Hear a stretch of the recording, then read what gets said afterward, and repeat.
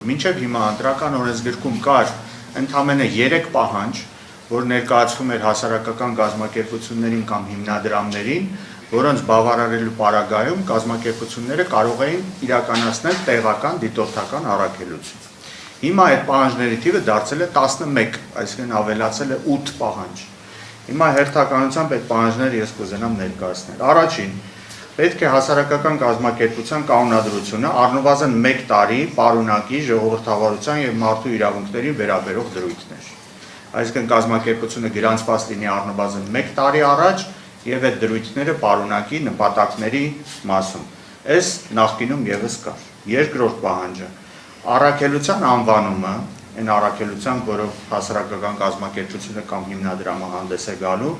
չպետք է ասոցացվի մասնակից կուսակցությունների եւ դաշինքների անվանումների հետ։ Նույնիսկ ոչ թե նույնությամբ կրկնի, այլ նույնիսկ ասոցիացիա առաջանա, այդ ժամանակ չի թույլատրվելու դիտորդական առաքելություն իրականացնել։ Իսկ ով է որոշելու ասոցացվում է թե չէ, որոշակի չի, օրենքը չի բարձրաբանում։ Մյուսը հասարակական կազմակերպությունը պետք է հրապարակի տարեկան հաշվետվությունը, մինչև դիտորդական առաքելության դիմելը, սա իհարկե օրենքի պահանջ է հասարակական կազմակերպությունների համար, նրանք մինչև մայիսը ժամկետ ունեն, որպեսզի հրապարակեն, բայց եթե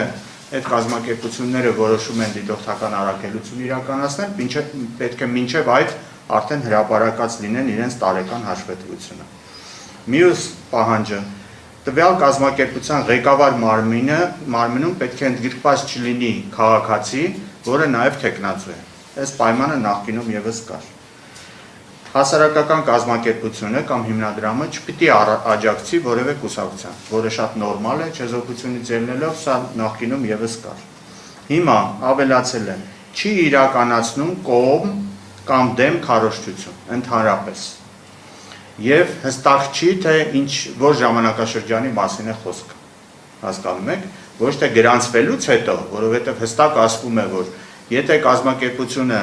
երբևէ բառը իհարկե ես եմ ավելացնում, իրականացրել է քարոզչություն որևէ կուսակցության կողմ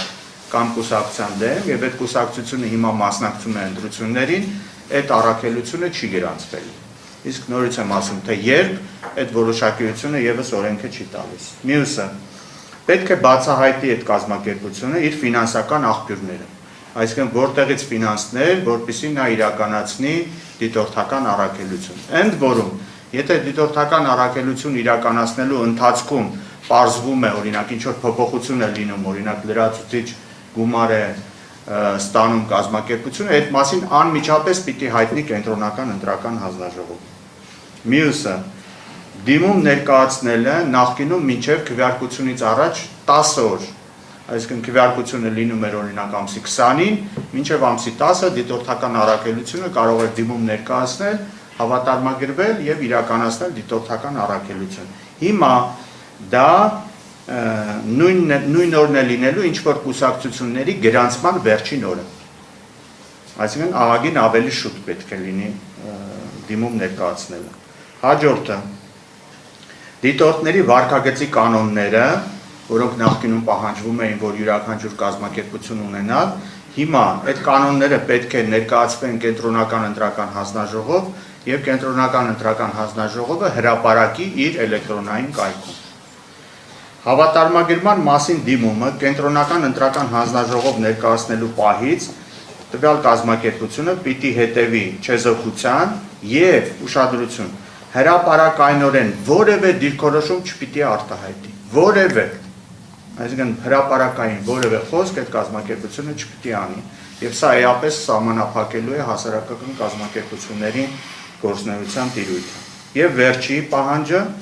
որևէ կուսակցության թեկնածուի օգտին քարոզչության արգելք, սա նախկինում կար, հիմա ավելացել է նաեւ հակաքարոզչությունը, այսինքն ոչ միայն դու կարող ես, պարզը չէիր կարող, հիմա նաև հակառակ որևէ բան չես կարող ասել։